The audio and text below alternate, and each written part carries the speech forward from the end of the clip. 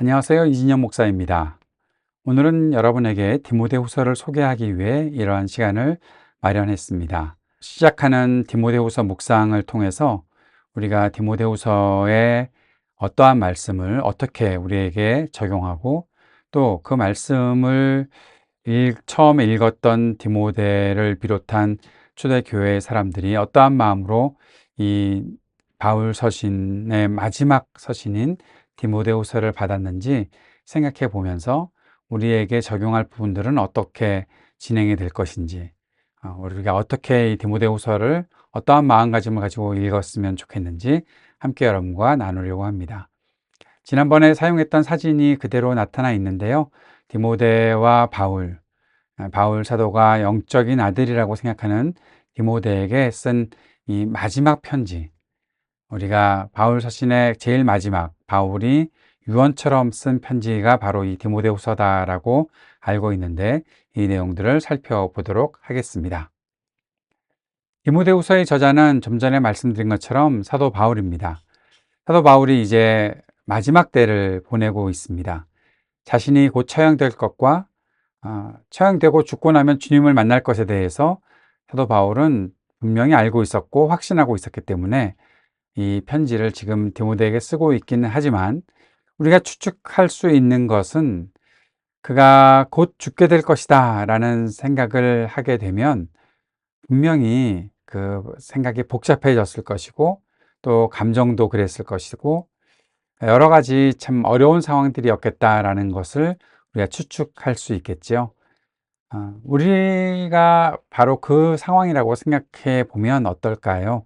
그동안에 참 여러 가지 일들을 최선을 다해서 해왔는데 이제 나의 삶이 마지막이다. 마지막 때에 가장 만나고 싶은 사람에게, 마지막 때에 가장 나의 이야기를 전달해 주고 싶은 사람에게 이 편지를 쓰는데 그 사람이 바로 디모데다.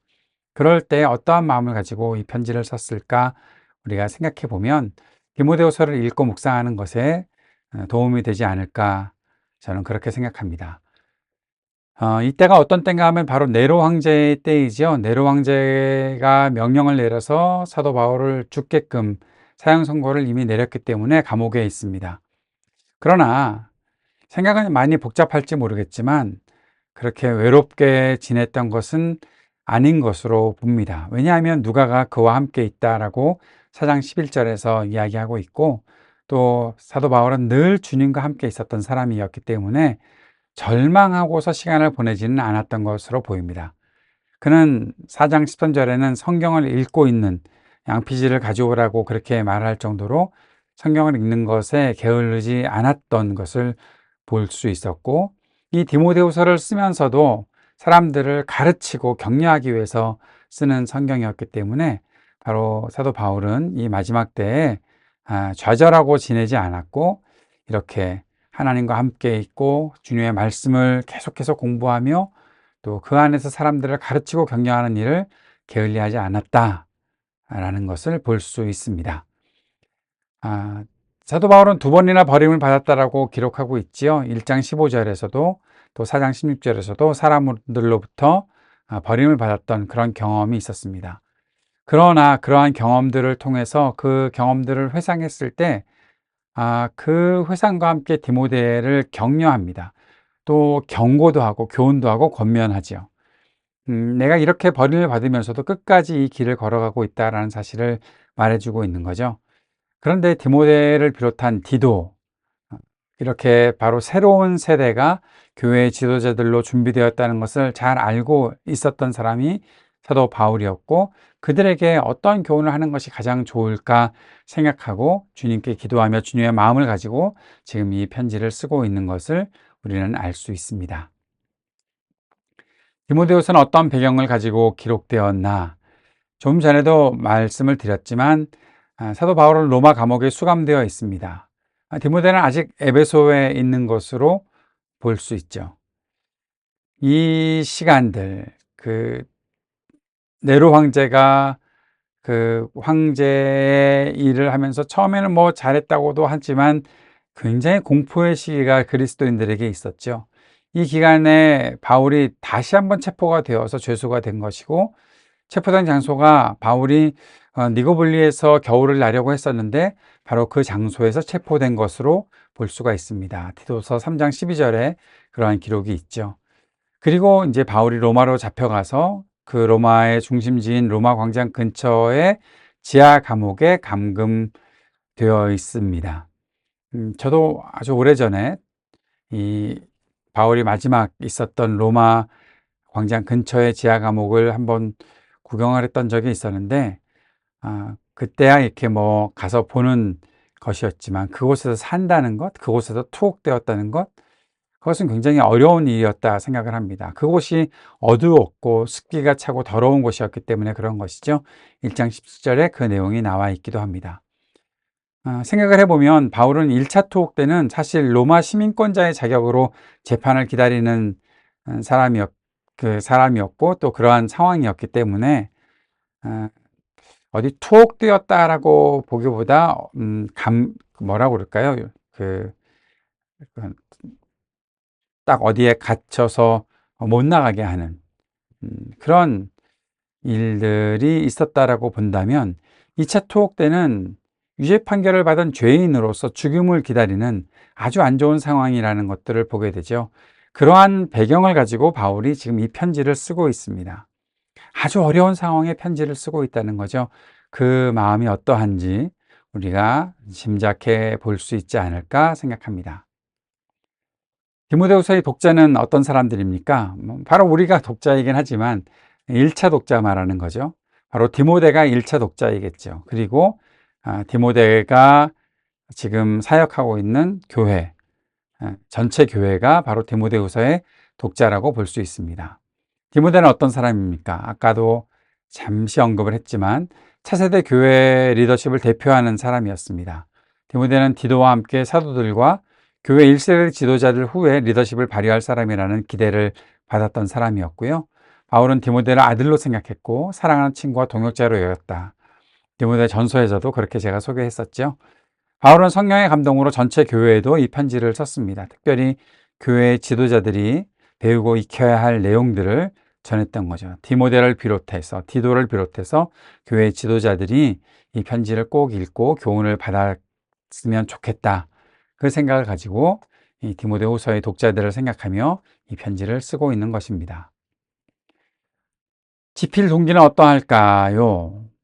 감옥에서 인생의 마지막 나날을 보내는 바울의 외로움이 디모데후서를 쓰게 했던 것이라고 볼 수 있습니다. 우리도 외로우면 편지를 쓰시나요? 쓸 수도 있고 안 쓸 수도 있지만 정말 아무것도 할 일이 없으면 뭔가 글을 쓸 것이 있으면 글을 쓰지 않겠나. 사람들에게 나의 이야기를 좀 전달해 주었으면 좋겠다라는 생각을 갖고서 그렇게 외로움을 가지고 편지를 쓴 것이 아니었을까. 그렇게 짚인 동기를 보게 됩니다. 그런 때에 디모데가 사역자로서 잘 준비가 되었고 바울은 디모데에게 부르심과 사명을 일깨워 주기 위해 이 편지를 쓰고 있는 것이죠. 디모데의 단점과 약점도 사도 바울은 잘 알고 있었습니다. 그래서 디모데를 격려하고 권고하고 더욱 강하게 세우기 위해서 이 편지를 썼죠.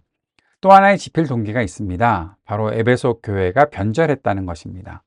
바울은 아시아의 교회들이 교훈, 하나님의 말씀을 폐하고 받아들이지 않고 또 사도 바울을 비롯한 이 교회를 세우는 사역자들에 대한 후원을 중단한 것에 대해서 굉장히 안타까워하면서 그 모든 것의 원인이 바로 이 거짓 선생들에게 있다. 그래서 디모데가 거짓 선생들을 대적하고 새롭게 진리를 세울 것을 권고하기 위해서 이 편지를 쓰게 된 그런 동기가 있다라고 볼 수 있는 것이죠.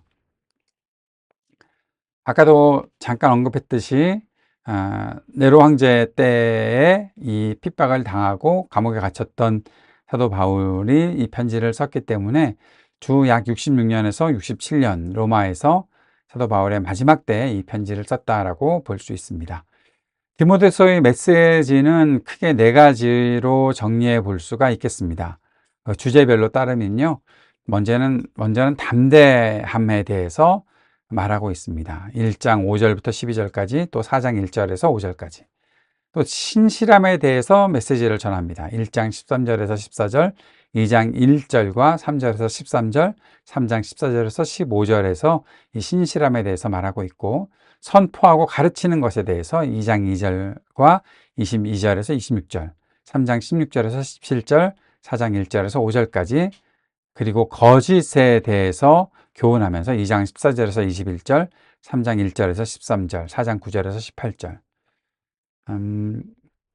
그리스도인으로서 사역자로서 담대해야 하고 신실해야 하고 선포하고 가르치는 일들을 계속해서 해야 하지만, 또 그 안에서 굉장히 많은 부분들이 거짓과 맞닥뜨려 싸우게 되는 그런 일도 있다는 것을 볼 수 있죠. 전체적으로 한번 디모데후서를 개요처럼 본다면 1장 1절부터 2장 26절까지는 기독교적 섬김의 기초가 무엇인지를 말하는 것으로 볼 수가 있고, 3장 1절부터 4장 22절까지에서는 기독교적 섬김으로 인한 고난의 시간이 있다라고도 볼 수가 있습니다. 우리가 그리스도인으로서 섬김을 어떻게 해야 되는지 잘 설명해 주고, 그런데 그 섬김의 기초를 잘 쌓았다고 해서 고난이 없느냐? 아니라는 거죠. 고난이 있다. 그 고난의 시간을 우리가 어떻게 보낼 것이냐? 거기에 대해서 바로 디모데에게 자신의 경험, 자신의 회상과 함께 디모데에게 이 교훈을 주고 있는 것이 디모데후서입니다. 이제 디모데후서 묵상을 시작을 하고 며칠 동안 디모데후서 말씀을 볼 텐데, 우리 마음속에 바로 디모데에게 가르치고 있었던 바울의 마지막 말이 어떠한 것인지를 잘 살펴보았으면 좋겠고, 이것을 우리에게 적용해 가면서 우리가 마지막으로 내가 사랑하는 사람에게, 마지막으로 내가 사랑하는 공동체에게 교훈을 준다면 어떤 교훈을 줄까? 그것을 생각하면서 이 디모데후서를 묵상했으면 좋겠습니다. 사역자든지 사역자가 아니든지 누구라도 이 말씀을 묵상하면서 이 어려운 때에 그리스도인으로서 어떠한 마음가짐을 가지고 살아가야 할 것인지를 다시 한번 새롭게 다짐하고 새롭게 볼 수 있는 시간을 꼭 가지시기를 바랍니다.